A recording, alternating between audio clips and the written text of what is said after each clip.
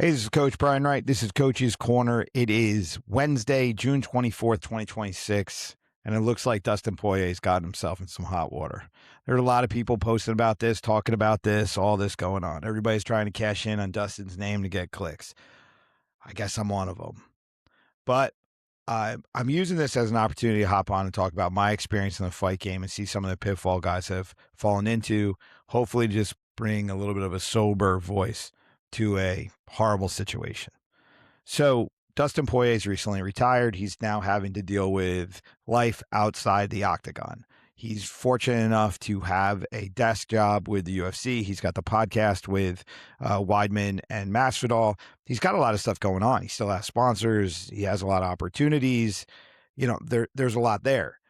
But no matter what we see from the outside, no matter how fortunate we think an athlete like him is, when the career's over, the lights go off, the TV doesn't focus on him anymore, and there's no big opponent standing in front of him, what do you do when you get up in the morning? Sure, you have a desk job, you can go to the fights, but you're not in there anymore. So the focus is different. The focus is only on you for a couple sound bites. It's not on you for the glorious activity that you're so used to doing. The conversation now is about what's your opinion, not what are your actions. This becomes very troubling for a lot of guys. Not everyone gets to be in the Dustin Poirier situation. I mean, this is a Hall of Famer. This is a guy with a really good career, made a lot of money, made a big name for himself. He did it right. He did it well. And now the second act here is where the true test is coming. We talk about how hard fighting is, but life outside of fighting is that much harder in a lot of ways when you find success in it. Because fighting brings the consistency. You're getting paid, you're getting your image out there, you have a guy in front of you, you have training to do every day. It all kind of makes sense. And then one day it's just over. And now you don't have that focus. And then what do you do with all that energy? What do you do with that focus? That's the question. There are guys that navigate post-career very well, but then you have the other ones that you see. It's a couple months they're out. Then the comeback comes in, and then they go to bare knuckle, or they do just something a little bit different because they're going to get paid well. They need the money. They need the fame. They need the notoriety. They need a sense of belonging. They need that connection again because they didn't figure out any of that stuff beyond the mat, beyond the octagon, beyond the fans. And that's the struggle. In a sport that strips us down to our bare humanity, we a lot of times lose our humanity in the process. So we face ourselves in battle against another human being, but we don't face ourselves and the demons that we have outside. And then that's where all the problems occur. So for all the fighters out there, you've got to figure out a way to understand your value beyond that octagon, beyond your career. And where's your humanity? Humanity is always about connection, community, providing value to others. It's not just this extraction thing. That's hollow. Humanity is really about interaction. It's about creating things. It's about creating a family. It's about creating a life. It's about creating community. It's about creating value. You disagree with me, but then you're kind of a sociopath. If you really look at the best moments in your life, it was always surrounded by people you enjoyed, people you respected, people that respected you. So you've got to put yourself in a position so when you step out, when you're no longer the famous fighter, you're now the former fighter, you still have people that don't care that you're not fighting anymore or are just trying to cash in on whatever you've done in your life, but people that actually care about you as a human being, that care about you as a person. I'm so fortunate because I found my wife and we have 2 kids and my sons look at me, no matter what I do, I'm dad. And that really organized my life for me. I have my wife and we built this family together, and I have my sons that I have to raise, and I have to behave in a way that my sons are going to respect, and they're going to be able to forge themselves into men based off of how the choices that I've made and my reaction to the choices that I make. So I have this grounding thing. And a lot of fighters have kids too, and they have wives, and they still struggle. A lot of us struggle. I'm fortunate that I was able to figure it out. I was always a coach. So I've always been a better coach than I ever was a fighter. So I've always been fortunate that way. I've always been providing value to people. But at times I have to look too, and I even have to say, okay, if you take me off the mat, take me out of the corner, what do I have? What kind of life do I have? What kind of value do I have? What kind of skills do I have? I look at this all the time. So if the sport rejected me, if the community didn't want to train with me anymore, am I able to find my way and still provide? I would like to say I can. But I'm always aware of this, and I've spent a lot of time working on it. I came into the sport just like everybody else with my own crap that I had to work through. But I've done my best to keep working through it so that, I'm finding progress. And that's what we need to support with these athletes. And let's look at how the structure of the sport is. It's not a UFC problem that the guys are independent contractors. This is a sport problem. No organization is hiring athletes as employees because they don't want to give retirement benefits. They don't want to give insurance. They don't want to give them the protections that employees have because they're not full-time employees. They come in on fight night and do their thing, but the rest of it is all their responsibility. So fighters have the opportunity to make as much as possible off the backs of these organizations, and the organizations have the opportunity to make as much possible off the fighters, but it's all transactional from bout to bout. This is not a long-term retirement plan. That's all up to you. So when you're young and you're getting in and you think you're never going to get that life-altering injury that's going to make the career end, you got to understand that may be a possibility. When you're a fighter that's getting older and you're like, okay, retirement's coming, then you look, hopefully you've stacked something. Hopefully you've built something. It's something from day one we need to be aware of, and we need to be working towards a goal. I say to the guys all the time in the gym, I'm like, we want to be creative in our problem solving. But the thing is, you have to understand where you are, and then you have to have a goal. And the creative process has to move us towards that goal. You can't just create without a goal in mind because you're not creating then. You're just making a mess. And that's what happens in a lot of these fight situations where we fabricate this idea that, okay, this fight's so important, nothing else matters. Okay, this career is so important, nothing else matters. And then we just make big messes. And then when it's all over and nobody cares about us anymore, we just have this big mess in our lap. So you've got to really define how you want it to go, and you have to define how you want it to end. And you have to understand the reality of one day you will not have a training camp to fight for anymore. And then what are you going to do with all that time? What are you going to do with all that focus? Where is the next big challenge going to be? Because if you don't figure that out, you run the risk of being in a situation like Dustin Poirier and thousands of other athletes that have run into this. This is not the only sport where guys get in trouble. There are people getting in trouble post-career in every sport, and it's always the same thing.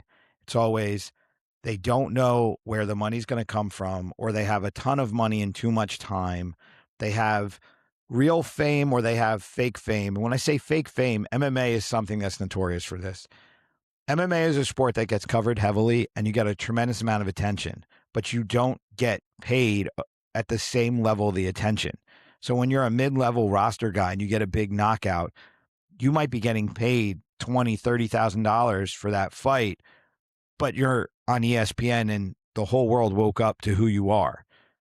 You're not going to leverage that into some kind of big deal in a matter of minutes or moments. It takes time. You're going to have to do it again, and you're going to have to leverage it.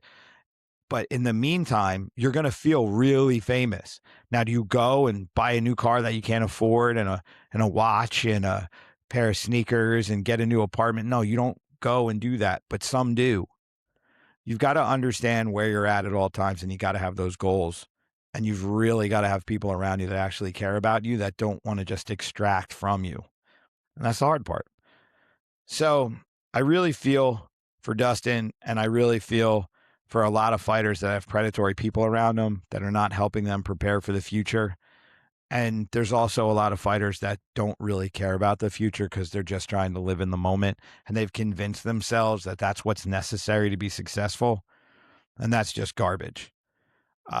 Don't avoid education. Don't quit your job until you're making serious, consistent money. And even if you do quit your job, don't forget those skills, because you might have to go back and use them if you run into a hard stretch. There are a lot of guys that have a big knockout and or a big spectacular win, and then it pushes them into a level of the talent pool they're not actually prepared for. So that moment catapults them ahead of what their skills are. And then in 2 or 3 fights, they're out. They go from being on top of the world. They get a big bonus. They get somebody interested in them, and then the career is over in like a year. We've seen it time and time again. Yeah, it's not easy, but I mean, life's not really that easy, is it? But it's something that with structure, with goals, with understanding our value, and not defining ourselves by fighting in fame, but defining ourselves by how we live and what is that value providing to other people. So this is a little bit more of a weird coach's corner, because we get wrapped up in the business and we get wrapped up in the X's and the O's and who's going to fight who and all that kind of stuff. But then we have moments like this where someone that we've really cheered for, some of you may even actually care for this person and be upset about what they're going through. But the vast majority of people only care from an entertainment value. They only care from like a superficial fan situation. You know, they feel like, oh, poor guy, you know, probably has money, probably has fame. Yeah, guys, he's also got a tremendous amount of pain, obviously. So no matter what's been acquired through the career, facing the pain of post-career, facing the time, facing the challenge, that's the key. So, yeah. As a coach, I've done my best to help people late in their career. I've tried to help people that have been struggling at different points to work on the them aspect of it, the internal part of it, to find the strength necessary to kind of right the ship. It's worked and it's not worked. It set people up for a post-fight career that's worked out gloriously. And for many people, it's worked out tragically, because not everybody's prepared to hear the hard truth. But as a coach, it's my job. I have to deliver that hard truth. You may not like what I have to say, but I have to say what needs to be said. You've got to face what's going on in your career. You've got to face what's the challenges that are coming up. And ultimately, I don't want to be involved in people's self-destruction. I want to be in people's lives. I want to be involved in a way that helps them put building blocks together that they can find long-term success. They can create real relationships, and they can live life in a way where they find true value. If your coach is not doing that, you've got to reconsider having that person as your coach. If you're a recreational practitioner, you know, and you're having fun doing your stuff, whatever. But if you're leaning on somebody to build a career that's supposed to be setting you up for the long term, make sure it's your long term that people are caring about, not just their short term extraction value. And they're going to kick you to the curb when you're no longer valuable. So I do my best. People don't always want to follow along. Sometimes they just want to go their own way and do their own thing, because facing this reality is tough. And that is what it is. And that's part of the job too. You've got to understand that that's going to happen. So yeah, I feel for Dustin. I feel for a lot of these athletes. The system is what it is. Things are structured the way they are for a reason. People behave the way they do because of the nature of things. But there's always a better way forward. And I hope we keep the conversation going. And when you look at these athletes and you see that they have visibility, it doesn't mean that they truly have success. They may be just acquiring things in the moment. The long-term success is really where it's at. So, yeah.